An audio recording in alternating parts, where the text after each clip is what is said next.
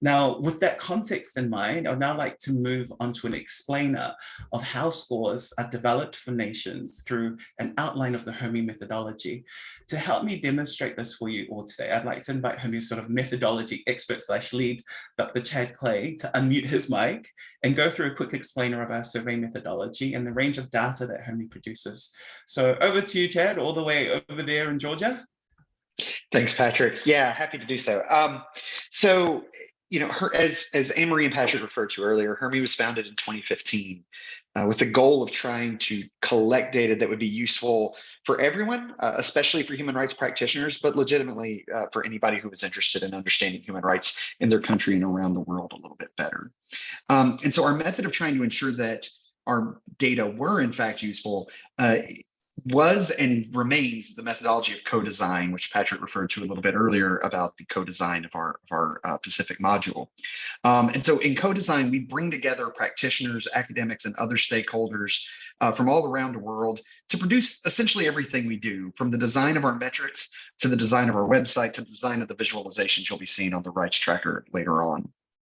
Thus far, we have used this methodology to develop data in 3 different areas. We have data on 5 different economic and social rights, data on 8 civil and political rights, and finally, the Pacific-focused data that we're here to focus on today. But to give you a little background on the data we have for every one of the countries that we'll be talking about, right? We have, as I said, economic and social rights data on 5 different rights, the rights to education, to food, to health, to housing, and to work. These metrics are primarily based on standardized data that are provided to international databases by countries themselves.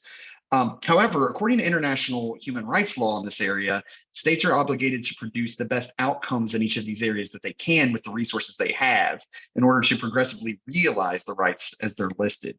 So at HRMI, we try to focus on producing income adjusted measures that ensure that we fairly compare states to what their international legal obligations would actually be in human rights law, and try to focus on who is doing the very best they can with the resources that they have and removing the bias that sort of can exist in these data from high income countries. And right now, as is shown on the slide, we have scores for around 200 countries up to our current data in 2022.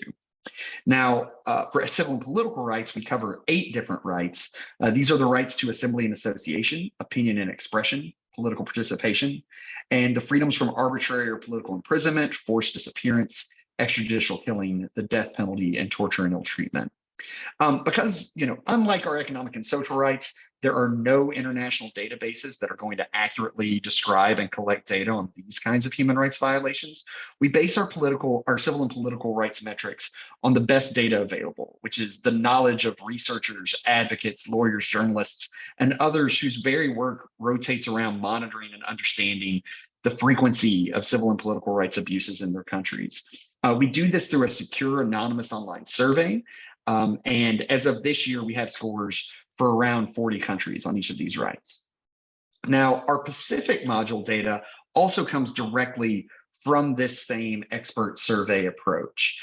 And the subjects covered, in the Pacific module, as Patrick pointed out earlier, were those that were prioritized by participants in our Pacific co-design workshop, as well as in Talanoa sessions held in the weeks and months after that co-design workshop. Within that, as Patrick pointed out earlier, we provide context on the effects of climate crisis on human rights practices throughout the Pacific, on the right to indigenous sovereignty, indigenous land rights, and cultural rights. On those rights, we tend to provide summary statistics and provide really, as detailed as we possibly can, summaries of open-ended responses on each of those subjects that people fill out the survey give us. On the community violence and societal violence information that we collect, we utilize the exact same methodology that we use for our civil and political rights data, which is to try to create cross-nationally comparable data on violence for all the countries in our sample. Now, one thing that might stand out to you on that front is that you might ask how we are able to create sort of things that are cross-nationally comparable across countries based on a survey. And so one of the things we do is we use fictionalized accounts, stories about countries that maybe aren't real, and describe what's happening in each of those countries, and have respondents tell us how they would have scored those countries in the same way that they score their own on the same questions that we ask them about their own countries. The reason we do this is because we don't want people to use a different interpretation for the right than they normally would. We don't want people to have to think differently about the right than they normally would. We want people to be able to speak from their own experience and with their own background. And what this allows us to do is to understand all of that in context, and to understand the way people understand the right and the way people understand the question, and ultimately to use that to get scores that are comparable across countries and place everyone on the same scale, while still allowing people to speak with the knowledge as they best understand it. I think that sums up our methodology on that front. I'll turn it back over to you, Patrick. I know we need to talk about some data. Yeah, thanks so much for that. I'd say, crash course on Hermy methodology, Chad. Super informative and useful reminder, even for me, of the amazing work you and the team do in helping us produce information on a range of areas that we hope can develop further over time as Hermy continues to grow.